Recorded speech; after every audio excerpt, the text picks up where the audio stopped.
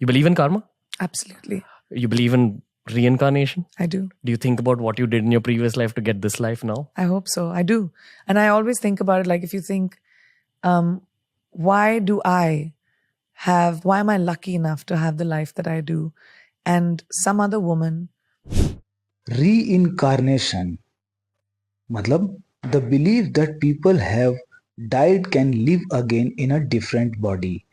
मतलब कि ऐसा विश्वास होना कि जब पीपल जो मर जाते हैं लोग तो वो दोबारा से जन्म लेते हैं एक अलग बॉडी में, तो उसको बोलते हैं री सिंपल सा हिंदी में अगर बोलेंगे तो बोलेंगे पुनर्जन्म. री की स्पेलिंग याद करना बहुत इजी है. REIN कार CAR और नेशन NATION नेशन. री. एग्जाम्पल सेंटेंस है He believes he is the reincarnation of an Egyptian princess. मतलब कि वो ऐसा सोचता है, ऐसा विश्वास करता है कि वो एक पुनर्जन्म है एक इजिप्शियन प्रिंसेस का.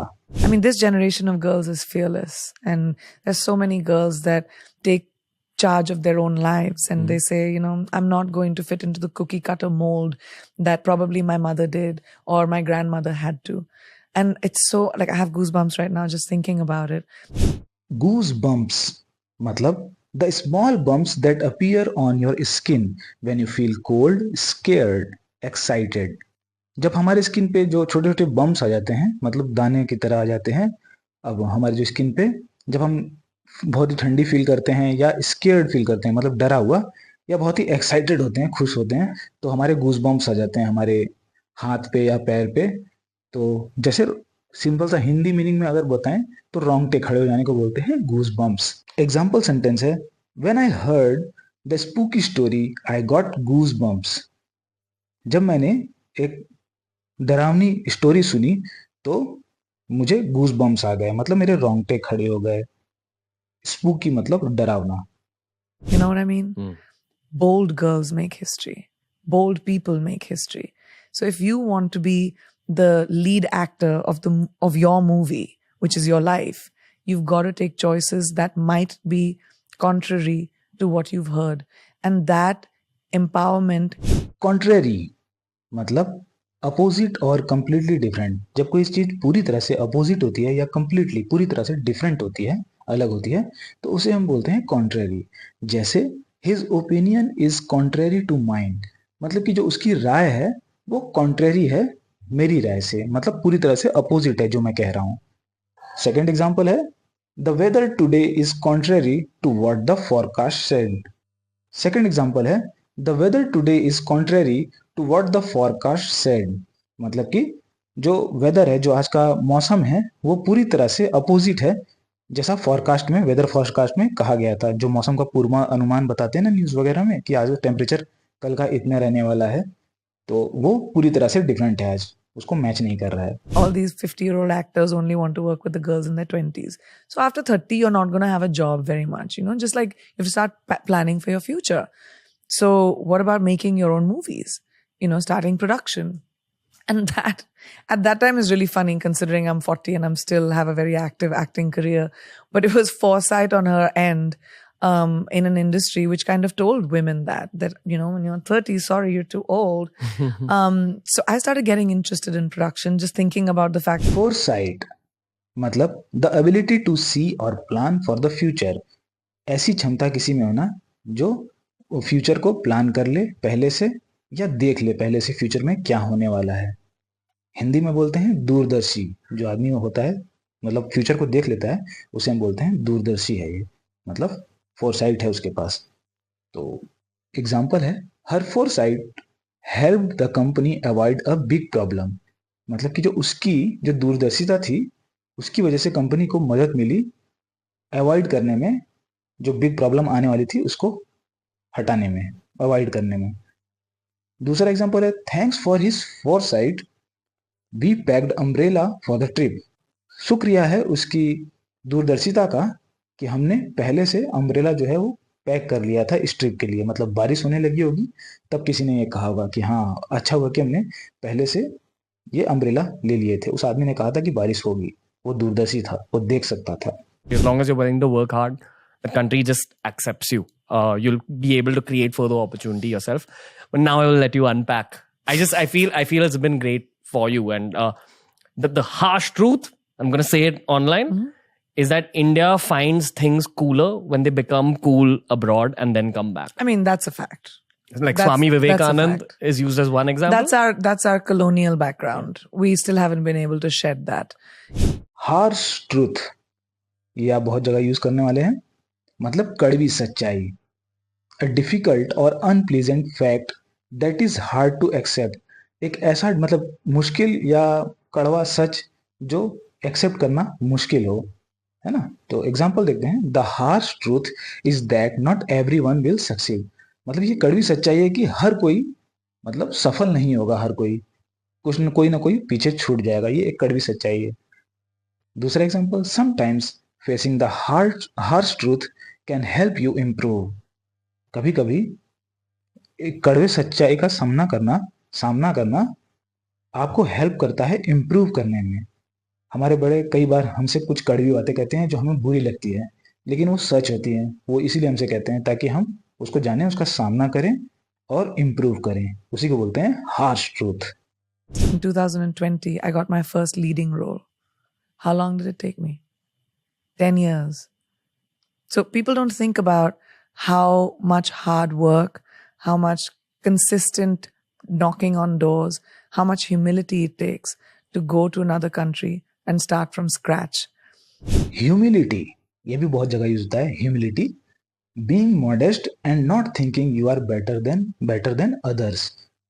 सीधे से हिंदी मीनिंग है विनम्र होना, मतलब कि ये ना सोचना कि आप दूसरों से बहुत बेहतर हैं, है ना.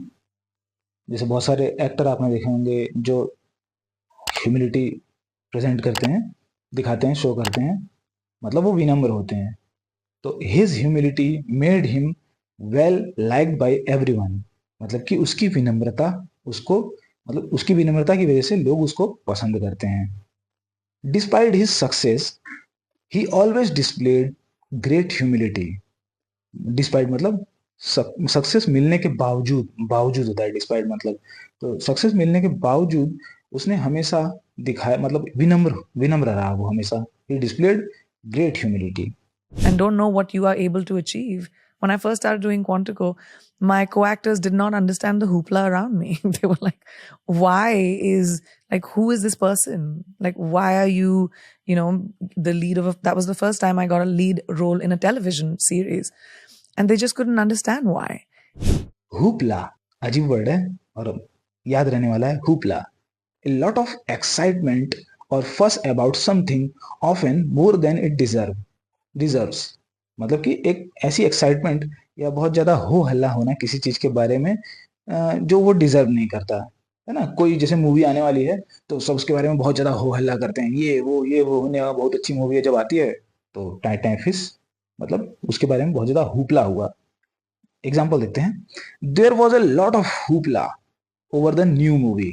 ये जो मैंने अभी बताया आपको एग्जाम्पल, लॉट ऑफ हुपला मतलब बहुत ज्यादा हो हल्ला हुआ जो न्यू मूवी आने वाली है उसके बारे में.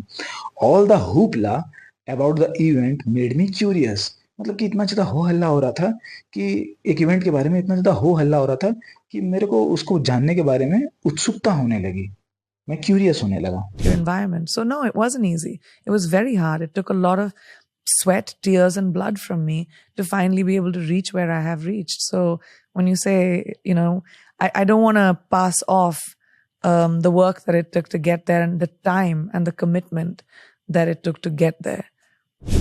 कमिटमेंट, ये वर्ड आपने पक्का सुना होगा. सलमान खान का डायलॉग है, एक बार जो मैंने कमिटमेंट कर दी तो मैं अपने आप की भी नहीं सुनता.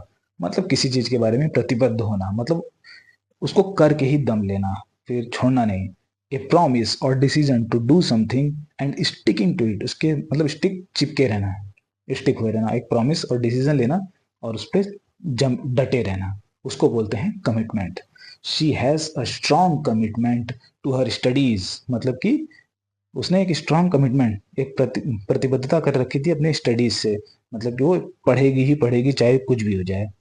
His commitment to the project impressed everyone, उसका जो कमिटमेंट था प्रोजेक्ट के लिए वो सबको इम्प्रेस उससे सब इम्प्रेस हो गए थे। Exactly. And our generation has to recognize that. Our generation has to say, hold on. Why is my natural instinct when someone is successful is to be jealous? Why is my natural instinct when someone is successful to be envious? Why is my natural instinct not saying, wow, you've done so great. Let me add on to this person. Let me push you forward because then you're pulling me forward. There is such a strength in numbers, which we don't recognize. If we only collectively banded together and supported other successful people in our fields, we would be unstoppable in the world. We are 1/5 of the world's population, but we've never been able to take our own stand because of that reason. Natural instinct, चलिए इस word का मैं आपको जरूर meaning बताऊंगा, लेकिन अभी जो आपने डायलॉग सुना प्रियंका चोपड़ा का, उसमें उन्होंने काफी अच्छी बात कुछ कही है जो मैं आपको पूरा बताना चाहता हूँ। यहाँ पे एक वर्ड का मीनिंग नहीं, उसमें वर्ड का मीनिंग भी आपका आ जाएगा। तो वो बात कर रही हैं आज की जनरेशन के बारे में, क्यों हम पीछे रह जाते हैं कई बार। हमारी जनरेशन, हमारी सोच ऐसी होती है। तो नेचुरल इंस्टिंक्ट की उन्होंने बात की है। तो वो बोलती हैं व्हाई इज माई, मतलब जो जनरेशन है आज की वो ऐसे सोचती है कि why is my natural instinct, क्यों हम ये नहीं सोचते कि why is my natural instinct when someone is successful is to be jealous. Natural instinct का मतलब है कि एक ऑटोमेटिक वे ऑफ बिहेविंग और reacting that you are born with. मतलब कि हम जब पैदा होते हैं तो हमारे अंदर बहुत सारे नेचुरल इंस्टिंक्ट आ जाती है, जैसे कि हम कभी खतरे में होते हैं तो हम प्रोटेक्टिव मोड में आ जाते हैं, या जो हमारी माँ का जो नेचुरल इंस्टिंक्ट होता है एक माँ का, वो क्या होता है, अपने बच्चे को प्रोटेक्ट करना। वो बिना सोचे समझे काम करती है, तो बिना सोचे समझे वो आसानी से हम काम कर ले, उसको बोलते हैं नेचुरल इंस्टिंक्ट। तो यहाँ पे वो प्रियंका चोपड़ा बोल रही हैं कि why is my natural instinct when someone is, मतलब कि जब कोई सक्सेसफुल होता है तो हम जेलस क्यों होने लगते हैं। आपने 3 इडियट्स में सुना होगा, जब हम फेल हो जाते हैं तो ऐसे ही कुछ डायलॉग था कि जब हम फेल हो जाते हैं तो हमें दुख होता है, लेकिन और दुख तब होता है, बहुत ज्यादा दुख तब होता है जब दोस्त फर्स्ट आ जाए। मतलब कि वो नेचुरल बिहेवियर है हमारा, वो हमारा दोस्त है, हम उनसे उससे प्यार भी करते हैं, लेकिन एक नेचुरल इंस्टिंक्ट है कि हम जेलस होने लगते हैं। क्यों ऐसा है, हम क्यों नहीं सोचते ये। उसके बाद बोलती हैं why is my natural instinct when someone is successful, जब कोई सक्सेसफुल होता है तो हम इन्वियस हो जाते हैं, अगेन जेलस हो जाते हैं एक तरह से, वही मीनिंग है कि उसके पास वो चीज़ है, उसको सक्सेस मिली, मुझे क्यों नहीं मिली। तो ऐसा क्यों सोचते हैं। तो हमारा why is my natural instinct, हमारा नेचुरल इंस्टिंक्ट ऐसा क्यों नहीं सोचता, बोलती हैं वो कि wow you have done so great, मतलब वाओ क्या बात है, आपने बहुत ही अच्छा काम किया। Let me add on to this person, चलो मैं इसकी कुछ और मदद करता हूँ इसको और आगे बढ़ाने में। Let me push you forward because then you are pulling me forward, क्योंकि जब वो आगे बढ़ेगा तो आप भी उसको देख के आगे जरूर बढ़ेंगे। ऐसा क्यों नहीं सोचते, हमारा नेचुरल इंस्टिंक्ट ऐसा क्यों नहीं सोचता।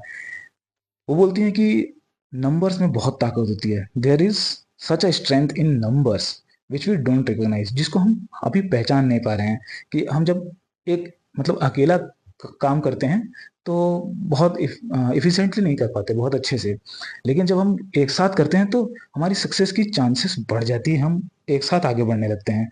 तो वही बोलती हैं if we only collectively banded together, अगर हम कलेक्टिवली खुद इकट्ठा हो जाएं और एक दूसरे को सपोर्ट करें अपने कम से कम फील्ड में, है ना। बोलती हैं supported other successful people in our field, अगर हम उनको सपोर्ट करते हैं तो हम अनस्टॉपेबल हो जाएंगे। मतलब कि हमको कोई नहीं रोक सकता इस दुनिया में आगे बढ़ने से। हमारी जो पॉपुलेशन है 1/5 ऑफ द वर्ल्ड, 1/5 है वर्ल्ड की पॉपुलेशन की, बट हमने अभी तक कभी we have never been able to take our own stand because of that reason, इस रीजन की वजह से हम पीछे रह जाते हैं।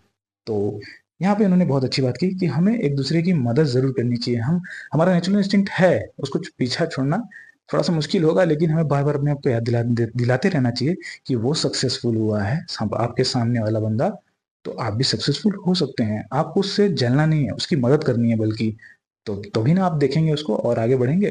तो यहाँ पे आपने देखा नेचुरल इंस्टिंक्ट का क्या मीनिंग है। और इनवियस, इनवियस सेकंड वर्ड है। इनवियस का मतलब भी आपने देखा, feeling jealous because you want what someone else has. तो नेचुरल इंस्टिंक्ट का एग्जांपल था वो मैंने बता दिया, और इनवियस का एग्जांपल है जैसे she was envious of her friend's new car, मतलब कि वो जेलस थी अब जब उसकी फ्रेंड ने एक नई कार खरीद ली, वो सोचने लगी कि उसके पास है, मेरे पास क्यों नहीं है। There were envious of her success, वो जो है उसकी जो सफलता से इन्वियस थे, जेलस थे। तो दोस्तों ये थे कुछ वर्ड्स जो आज आपने सीखे, और आगे मैं और भी पॉडकास्ट वगैरह लाने वाला हूँ जिससे आप और भी वर्ड्स सेंटेंसेस इंग्लिश के सीख सकते हैं। आप प्रैक्टिस करना मत छोड़िएगा, प्रैक्टिस ज़रूर कीजिए। भले इंग्लिश का पूरा सेंटेंस ना बोलें, लेकिन कुछ वर्ड्स आप हमेशा बीच में बोलते रहें और कोशिश करें सेंटेंस बोलने की भी, छोटे छोटे। तो इससे आप इंग्लिश ज़रूर सीख पाएंगे। और आपने अभी तक जो भी वर्ड सीखे इस वीडियो में, उसके कुछ सेंटेंसेस आप नीचे कमेंट सेक्शन में लिख सकते हैं। और सब्सक्राइब करना ना भूलें। बहुत सारे लोग वीडियो देखते हैं लेकिन सब्सक्राइब नहीं करते हैं, ये बहुत ही दिक्कत वाली बात हो जाती है मेरे लिए। अगर आप सब्सक्राइब करते हैं तो आपका कोई पैसा नहीं लगता है और मुझे मोटिवेशन मिलता है और वीडियोस अपलोड करने के लिए। चलिए मिलते हैं नेक्स्ट वीडियो में, तब तक के लिए अपना ख्याल रखिएगा।